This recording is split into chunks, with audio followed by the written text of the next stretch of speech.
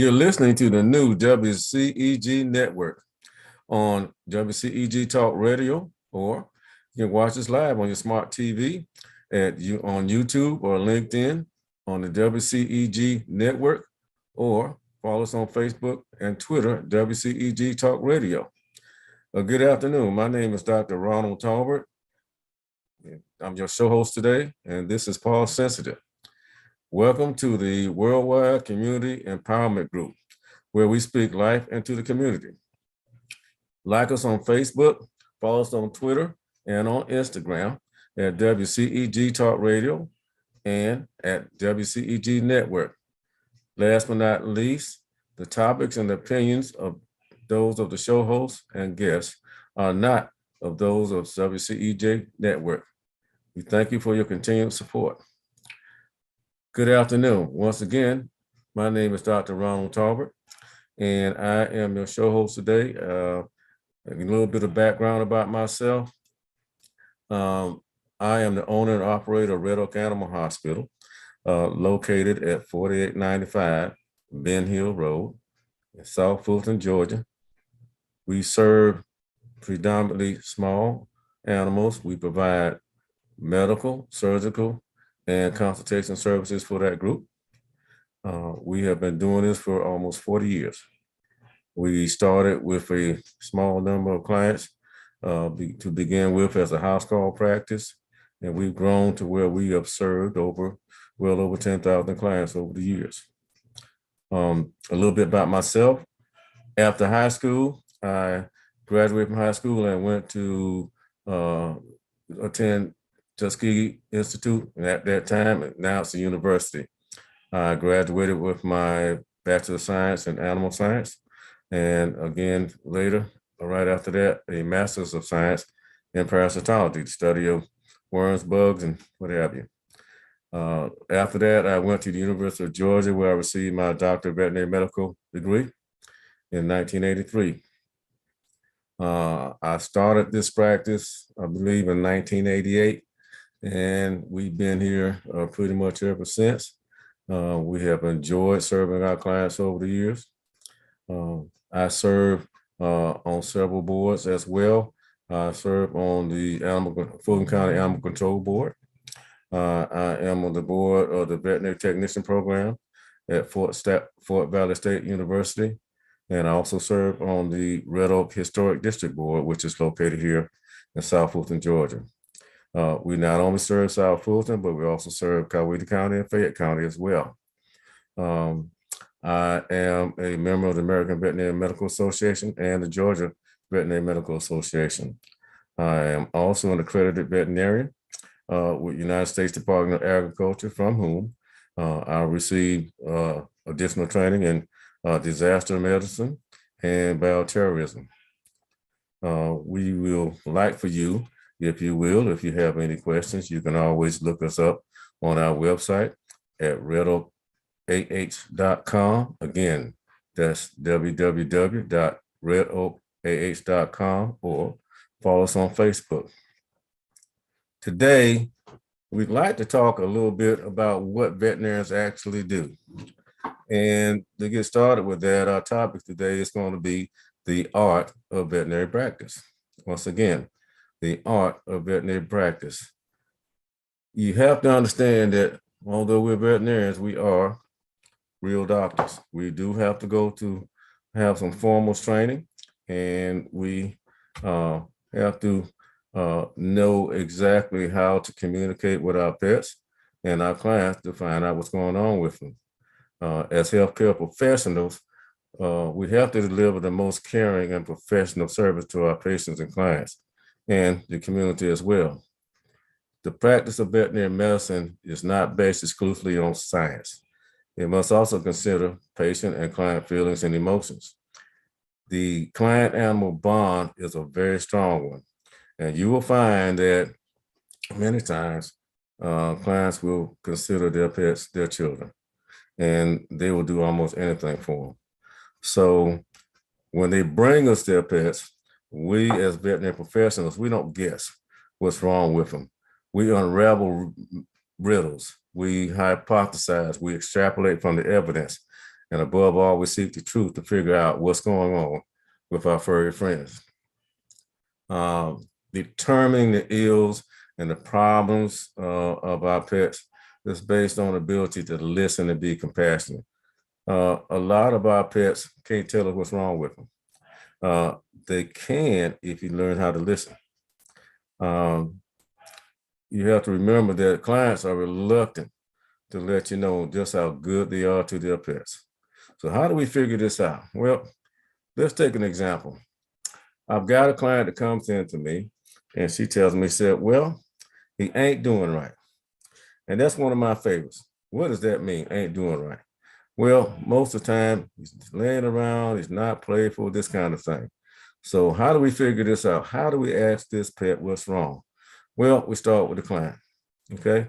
First thing you do, especially if it's a new client, you observe the interaction between the client and the pet. That'll give you an insight as to how they treat this pet and what type of bond that they have with them, because this will let you know just how much they care, what they're willing to do for these pets. Second thing is you find out what's been done to them before, where they've been before. So this is all part of your history, which a lot of people don't realize is 80% of your diagnosis. So you have to be here not to judge. You can't judge what clients do. All right. What you have to do is establish what the client knows as well as what they don't know. And you got to remember that a lot of clients rely on internet. They love to talk to Google. And you have to make sure that these clients understand that you can't confuse Google with a medical degree. Google does not know your pet. Google has never met you. Google has no idea how many times your pet has gone through what he's going through or the relationship between you and your pet. That's where we come in. We're going to sit down and we're going to talk to you. And we're going to ask you a lot of questions trying to figure out what's going on with Fifi or whoever. At our practice, we direct our clients, instead of going to Google, to go to our website. And that's at redoakah.com. On there, we'd like to direct you to certain videos, to the American Veterinary Medical Association website, where you probably get a lot more accurate information. And if you want to Google anything, Google redoakah.com. The local Humane Society's information on there as well. And I think they will find that that's going to be a lot more informative than what you're going to find on Google. The other thing is that you have to realize that in order to serve our clients, we have to know just how to ask these questions, how to get our patients to answer the questions that we need them to answer. For instance, I had a patient in last week, little Yorkie, probably about 7 pounds. And the owner brings him in and says, he's limping. I said, well, how long has he been limping? Oh, several days. I said, did he run up and down stairs? Yes. Jump up and down on furniture? Yes. So how do I get her little dog to tell me what's wrong? Well, that's where the physical exam comes in. And there's certain ways we ask them.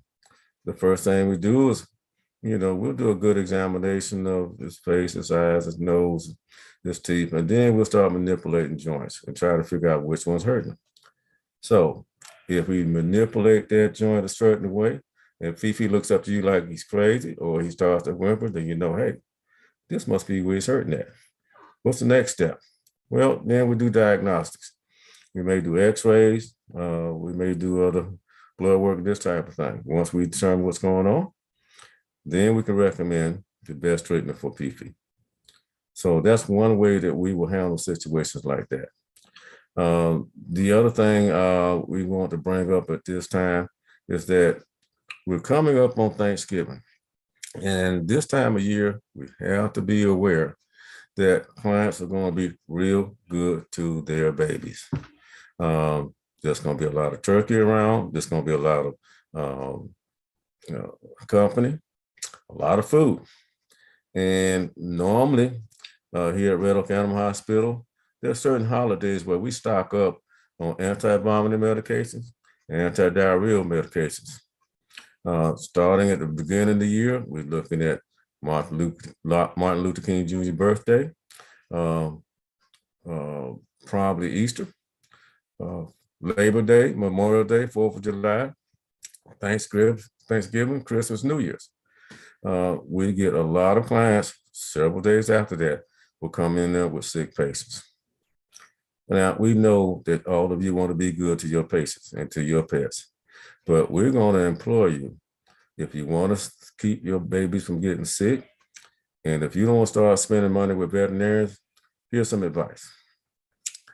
If you're going to have a lot of company, put your baby somewhere where they will not be in the way, won't have opportunities to get any of that table food and that good turkey and that good ham.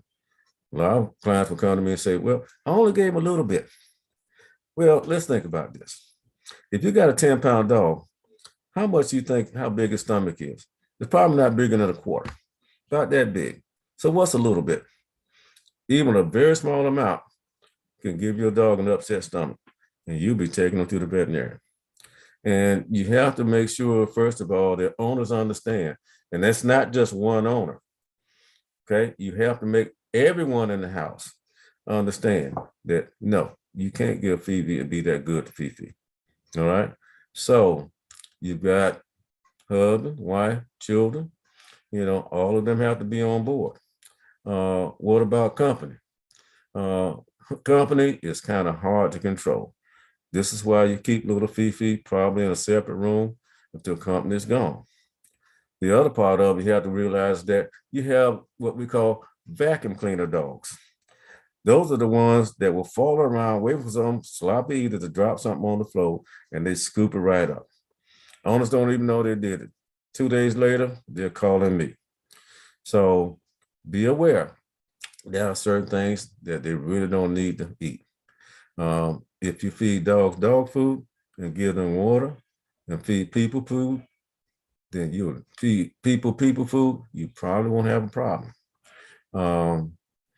More than likely, 80% of the cases of vomiting diarrhea are man-made, purely by the owner. They don't mean to do it. They're trying to love their babies, but you have to understand, this is something they don't need. One of the biggest culprits is bones. And everybody thinks, well, dog needs to have bones. Well, no, they don't. You need to remember that dogs do not, once they chew that bone up, there are sharp edges on there, and they don't smooth those edges off before they swallow them. So what's going to happen? Well, they're going to swallow their bones, and what are the dangers? Well, the first one is they eat bones, they're going to get constipated just about every time. The other danger is that these sharp edges may poke a hole in the intestines, and then you really got a problem. So let's not feed them bones, okay? The other things that you don't want to feed, and especially some of these things are toxic. Let's think about the things that are toxic to our pets. First of all, you don't want to feed them dark chocolate. That's always a no-no. No dark chocolate. People worry about feeding their pets chocolate, but again, the worst one is going to be dark chocolate, okay? The kind of confectioner's chocolate. Those are the ones that can really create a problem. Another one is grapes. Do not feed them grapes. Again, you can have problems with that.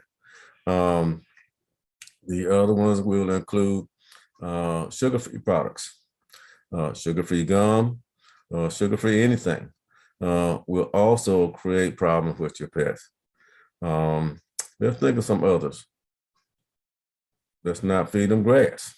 A lot of dogs will go out in the yard and they will eat grass and thinking they're cows. This will make them vomit just about every time.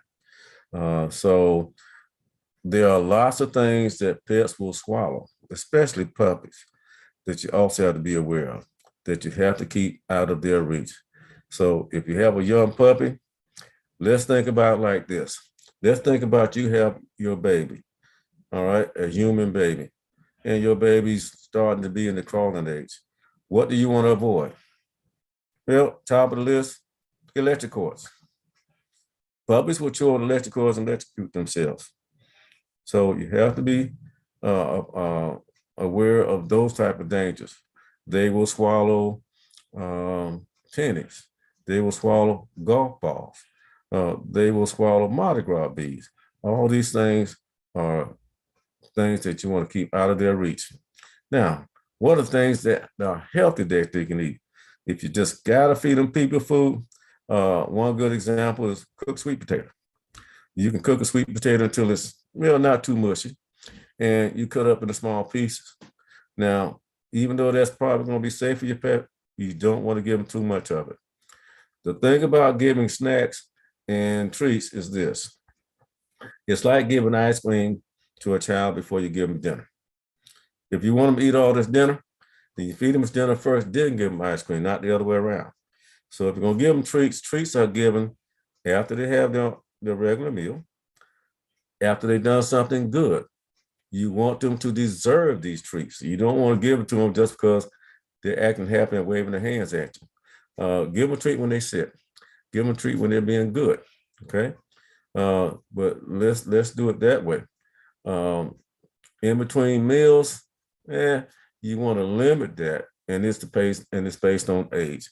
If you've got puppies less than 6 months of age, we usually use treats just for training purposes. So that's not something you want to give in between meals. It's done strictly during training. 6 months to 12 months of age. At that point, up to 6 months, you feed 3 times a day. 6 months to 12 months, you feed twice a day. Now the treats are becoming something that you want to reinforce, that good behavior. After they become a year of age, now everybody's trying to get in that. So let's look at it like this. Once again, once they get over a year of age, you feed them once a day. So let's make sure, first of all, they get the regular meal. And afterwards, again, those treats are going to be reserved for when they're behaving themselves. One thing I advise people to do to avoid giving into your pets is, first of all, if you're cooking, put little Fifi out of the kitchen. I mean, even I would be tempted when that little dog is looking up at you when you're cooking one of those really good smelling meals, and he's looking up at you, giving you that Keith Sweat begging look. Yes, you're going to give him something. So as not to tempt him to tempt you, put Fifi in another room or put him outside. When you're eating, please do not have your pets around you. There's no way you're going to be refusing them or going to be able to resist. Again, those big eyes, hungry eyes looking at you while you're eating. I mean, that's just wrong. Let's admit that, okay? You're sitting up there eating, he's looking at you. You got to give him something. So I'll tell you what you do. Again, put them in another room. Put them outside, but don't have them around you when you're eating. When you're sitting up there watching football with your friends, Fifi should be nowhere around. They're going to be dropping chips on the floor, and then here comes that vacuum cleaner dog sucking everything off the floor, and you'll be seeing me in a few days. Let's not do that to them, all right? Moving on. Again, there are other healthy things that you can give your pets. Carrots, okay. Certain vegetables, okay, but again, you don't want to give them a lot of it. Cantaloupes, okay. Honeydew, that kind of thing. But again, it's in moderation. So let's make sure that you don't overdo it. All right. Now, the hard part is convincing the rest of the family. You got a 2-year-old, you got a 3-year-old, you got a 6-year-old. Now, what are you going to tell them? I mean, half the time they're going to do this behind your back. All right. And then next thing you know, Fifi is sick on the way to see me. After further interrogation of your little children, nobody's going to admit to it. So here's what you do. You tell each and every one of you won't get punished if you tell the truth. Okay? We need to know what's going on with Fifi because you got to tell the vet what's going on. So you got to be honest with them. So please, nobody's going to get a spanking. Nobody's going to get punished as long as you tell the truth. Now, if it happens again, that's different. So you got to set down some rules with them. If you're going to be giving them treats, there are some store-bought treats that you can use, but one of the ones I'm not real fond of are greenies. They tend to have give them diarrhea on occasion, especially on these small dogs. So greenies, I'm not a real big fan of. You need to realize also that the vast majority of treats that you do buy that are made for pets have fat in them, okay? And this is what makes them tasty. All right, so they will eat them, and just as soon as you give it to them. I think that most of these things are okay, but to find out the ones that are giving a problem, the best bet to get is to go to redoakah.com and click on the link for the American Veterinary Medical Association. They will provide you an extensive list of any treats and any dog foods that are on recall, or they may be harmful to your pet. And that's the best way to find that out. The other thing is that you want to make sure that you don't give them too much. Again, this is in moderation. All right. Also, on the bag of these treats, if you look on the back of it, it'll give you instructions on how to feed these things and who to give them to and who not to give them to. So these are things that you want to be aware of, and this way you won't be seeing me. Okay. Let's move on. Again, the other things you have to be aware of, especially on puppies, certain rags, plastic, tinfoil, strings, yarn, peach pits. All these things are really, really harmful to your pet. Now, we've been talking about dogs so far. Let's talk about cats. One of the things cats love to do is they love to play with yarn and string. If you're a seamstress and you got needle and thread around, we have had situations where the cat will actually swallow the needle and the thread. And you would think, well, the needle is probably the most dangerous thing they can swallow. Not true. Unfortunately, it's the string that's the problem. You got to realize that the way things work in pets, same way it works in people. And that is your intestines will form a little wave and it will try to push that food from the beginning to the end where it comes out of stool. Well, you can't push string, unfortunately. So what happens? Well, the string kind of bunches up on you and it causes your intestines to do a little accordion thing. And it will kind of bunch up on you. Next thing you know, the intestines bunch up, and all of a sudden you have an obstruction, which is, life-threatening to your cat. So what do? Well, a lot of times, if you're lucky, you can probably remove the string orally. But quite often, what you have to do is go in and surgically remove it. So pet owners who have cats, keep the yarn away from them, keep the strings away from them, okay? That's probably the most dangerous thing that can be around cats. What about dogs? Well, tell you what, a lot of dogs, unfortunately, like to chew up stuff, okay? I remember one of my first dogs, I had bought a pair of Pierre Gardin shoes, leather shoes. Oh man, these were nice shoes. My puppy, 6 months old. I leave the room, I'm gone for an hour. I come back, he has chewed up one of my shoes.